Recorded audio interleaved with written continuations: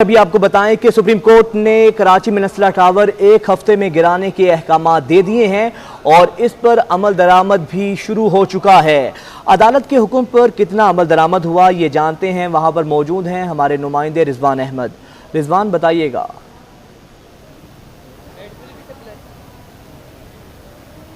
जी बिल्कुल, बात की जाए अगर नस्ला टावर की और अदालती अहकामात की तो आज का निस्फ रोज़ गुजर जाने के बाद शारह कायदीन और शारह फैसल के संगम पर वाक़े नस्ला टावर के जो यूटिलिटी कनेक्शंस हैं वो मुताल्लिका डिपार्टमेंट्स की जानिब से मुनक़ता कर दिए गए हैं। फ़राहमी और निकासियाब के कनेक्शन मुनक़ता किए गए हैं।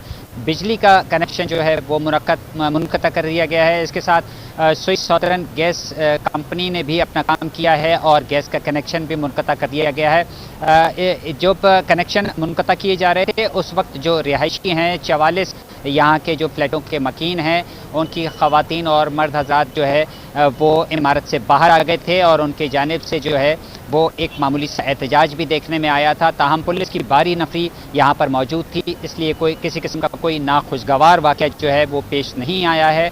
जो यहाँ के रिहायशी हैं उनका ये कहना है कि वो मुआवजे की अदायगी तक, जो कि सुप्रीम कोर्ट ने फैसला दिया था कि तमाम फ्लैट के मकीनों को, मुतासरीन को मुआवजे की अदायगी बिल्डर से करवाई जाए। अच्छा रिजवान, ये बताइएगा इसका अगला मरहला क्या होगा, इस बारे क्या अपडेट्स हैं आपके पास?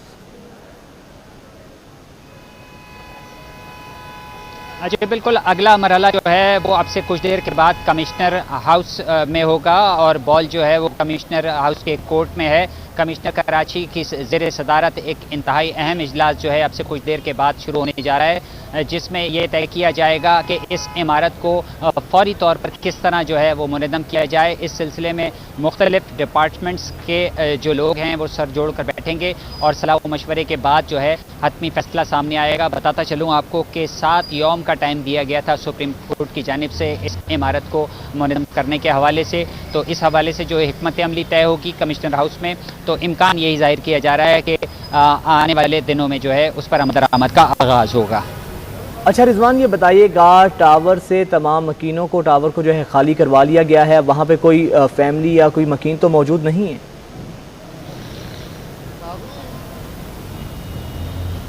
हाँ जी बिल्कुल, जैसा कि आपको मैंने पहले बताया कि तमाम यूटिलिटी सर्विसेज जो है वो मुनक़ता कर दी गई हैं। इस इमारत की, इस बिल्डिंग की 15 मंजिला ये इमारत है, लेकिन उसके बावजूद जो 44 फ्लैटों के मकीन हैं वो बदस्तूर जो है अपने फ्लैटों में मौजूद हैं। यहाँ पर जो आवाम, यहाँ के जो रिहायशी हैं वो जिस वक्त ये डिस्कनेक्शन मुहिम चल रही थी तो वो इमारत से ज़रूर बाहर आए थे, लेकिन इस वक्त सूरत हाल ये है कि वो तमाम मकीन जो है अपने अपने फ्लैटों में वापस जा चुके हैं और उनका कहना यह है कि जब तक उनको मुआवजे की अदायगी नहीं की जाएगी वो किसी सूरत भी इन फ्लैटों को खाली नहीं करेंगे। जी ठीक है। अच्छा रिजवान, ये बताइएगा, इस हवाले से जो ज़िला इंतज़ामिया है, हुकूमत है, उसका क्या मौक़िफ़ है?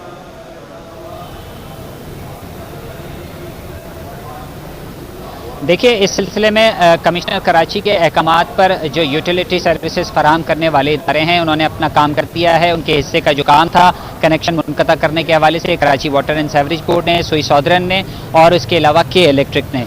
अब इसके बाद जो है जैसा कि मैंने आपको बताया कि कमिश्नर हाउस में भी इजलास होना है इस इमारत को जो है जल्द से जल्द मुनज़्ज़म करने के हवाले से, क्योंकि माजी में हमने देखा कि जो तजावीज़ात रिमूव की जाती रहीं तो उसमें दिनों के बजाय महीनों जो है वो लगे रहे और मलबा भी जो है वो कई महीनों तक जो है वो उठाया नहीं जा सका। लेकिन इस इमारत के हवाले से सुप्रीम कोर्ट के वाज़ेह अहकामात हैं कि 7 यौम के अंदर इस इमारत को जो है वो गिराया जाए और गिराए जाने के साथ साथ इसका मलबा भी जो है वो फिलफौर ठिकाने लगाया जाए। बताता चलूँ आपको कि इंतहाई अहम मकाम पर यह इमारत है और अगर इस इमारत को गिराने में ताख़ीर की गई या इस इमारत को मुनज़्ज़म करने के बाद उसके मलबा उठाने में ताख़ीर की गई तो इसकी वजह से बहुत सारे मसाइल हैं, जिसमें ट्रैफिक जैम के मसाइल हैं और वीवीआईपी मूवमेंट होती है। शारह फैसल है इसके बिल्कुल उसके लबे सड़क पर है ये इमारत, शारह कायदीन, तो यहाँ पर जो है कई मसाइल जन्म ले सकते हैं। और इसी तनाजुर में जो है सुप्रीम कोर्ट की जानिब से ये फैसला किया गया था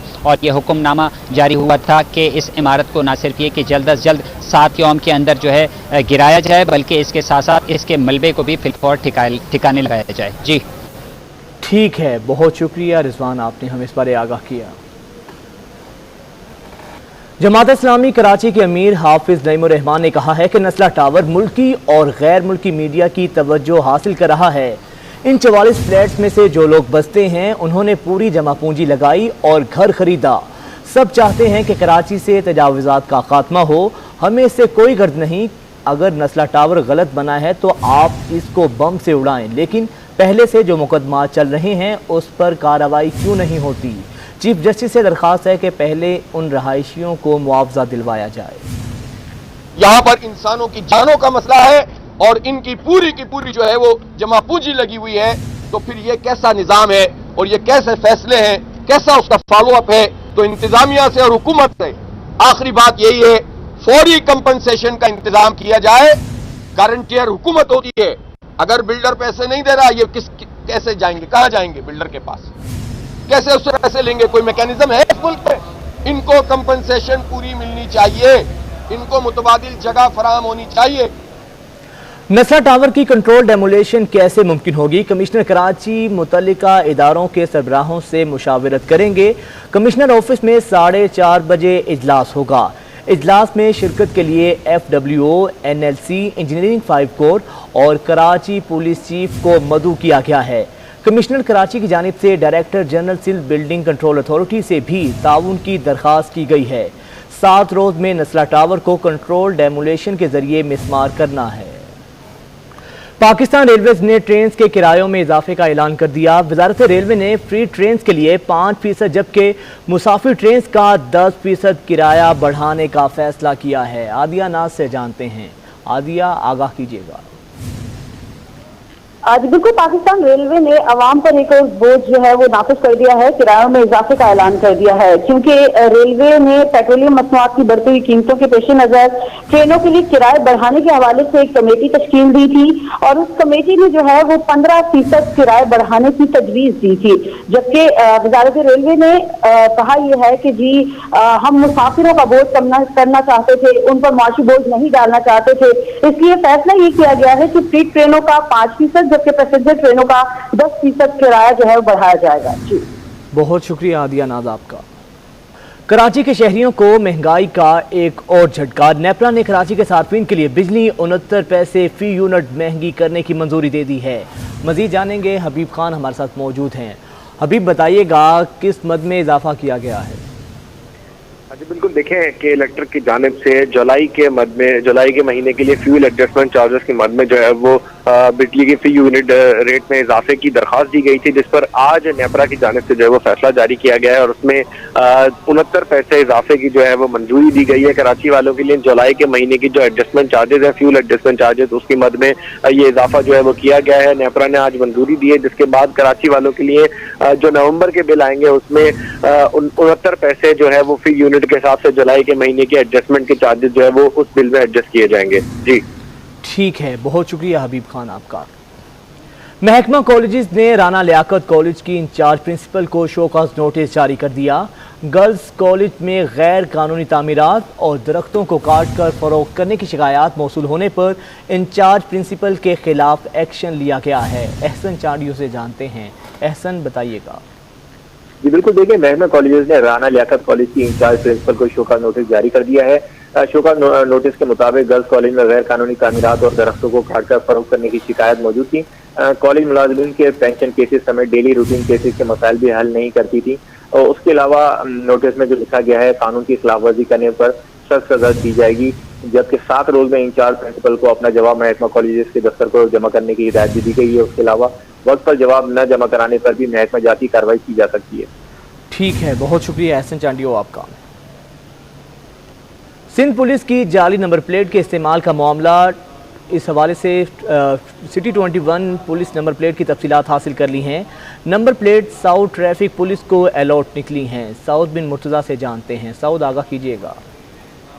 जी बिल्कुल, देखिए सिंध पुलिस की नंबर प्लेट लगी हुई गाड़ी जो है साउथ जोन में घूम रही है, जिस पर तहकीकात में बात सामने आई है कि ये नंबर है सिंध पुलिस का ही, जो कि साउथ ट्रैफिक पुलिस की पेट्रोलिंग की एक कार है 2009 मॉडल को, उसको अलॉट हुआ हुआ और ये पुराना नंबर है, जिस पर एक और नया नंबर भी उसको जारी है। तो मुमकिन तौर पे कोई सरकारी अफसर ही इस नंबर प्लेट का गलत इस्तेमाल कर रहा है, जो कि ऐसी गाड़ी पर लगा के उसके साथ नीली बत्ती इस्तेमाल की जा रही है, जो कि सिंध पुलिस के पास मौजूद ही नहीं है। एक प्राइवेट गाड़ी पर यह नंबर गैर कानूनी तौर पर इस्तेमाल हो रहा है। हुक्कामों का कहना है कि चेक किया जा रहा है कि आया ये गाड़ी किसके ज़रिए इस्तेमाल है। ठीक है, बहुत शुक्रिया आपका।